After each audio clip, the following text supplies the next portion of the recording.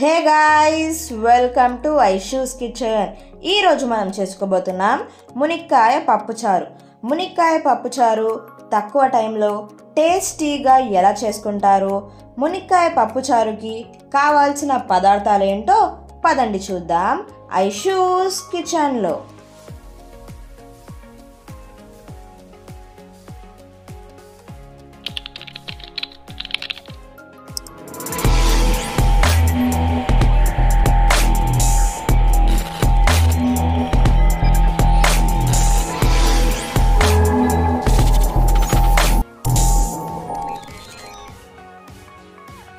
పప్పుచారు చేసుకోవడానికి ముందుగా కందిపప్పుని ఉడకబెట్టుకోవాలి. దాంతోపాటు చింతపండుని నానబెట్టుకోవాలి. ఇప్పుడు ఒక ప్యాన్ తీసుకొని ప్యాన్లో 2 టీ స్పూన్ల నూనెని పోసుకోవాలి.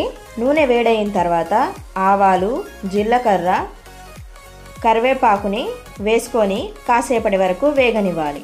ఇప్పుడు పచ్చిమిరపకాయలు, ఉల్లిగడ్డలు, మునిక్కాయలు వేసి కాసేపటి వరకు కలుపుకోవాలి.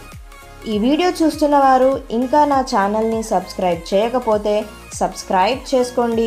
మరికొన్ని కొత్త వీడియోస్ కోసం బెల్ ఐకాన్ని క్లిక్ చేయండి. ఇప్పుడు 1 టీ స్పూన్ అల్లం వెల్లుల్లి పేస్ట్ వేసి కలుపుకోండి.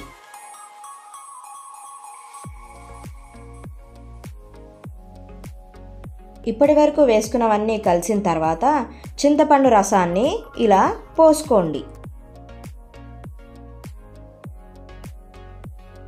ఇప్పుడు 1/2 టీ స్పూన్ పసుపు, 1.5 టీ స్పూన్ల ఉప్పుని వేసుకుంటున్నాను. మీకు తగినంత మీరు వేసుకోండి. మిరపకాయలని వేసుకున్నాను కాబట్టి 1/2 టీ స్పూన్ కారాన్ని వేసుకుంటున్నాను. మీరు ఎక్కువ స్పైసీ తినే వాళ్ళైతే 1 టీ స్పూన్ వేసుకోండి. ఉడకబెట్టుకున్న పప్పులో కొన్ని వాటర్ పోసుకొని స్పూన్తో పప్పుని స్మాష్ చేసుకున్న తర్వాత ప్యాన్లోకి ఆ పప్పుని పోసేసుకోండి. చూశారు కదా, ఈజీగా టేస్టీగా పప్పుచారు ఎలా చేసుకుంటారో. కాసేపటి వరకు పప్పుచారు మరిగిన తర్వాత స్టవ్ ఆఫ్ చేసుకుందాం. ఈ రెసిపీకి కావాల్సిన పదార్థాలు డిస్క్రిప్షన్లో మెన్షన్ చేశాను. మీరు కూడా ఈ రెసిపీని ట్రై చేసి ఎలా ఉందో కామెంట్ సెక్షన్లో కామెంట్ చేయండి. చూశారు కదా పప్పుచారుని తక్కువ టైంలో ఎలా చేసుకుంటారో. మీకు గనక ఈ వీడియో నచ్చినట్లయితే లైక్ చేయండి, షేర్ చేయండి, మీ ఫ్రెండ్స్ అండ్ ఫ్యామిలీ మెంబర్స్తో సబ్స్క్రైబ్ చేయండి, బెల్ ఐకాన్ని ప్రెస్ చేయండి.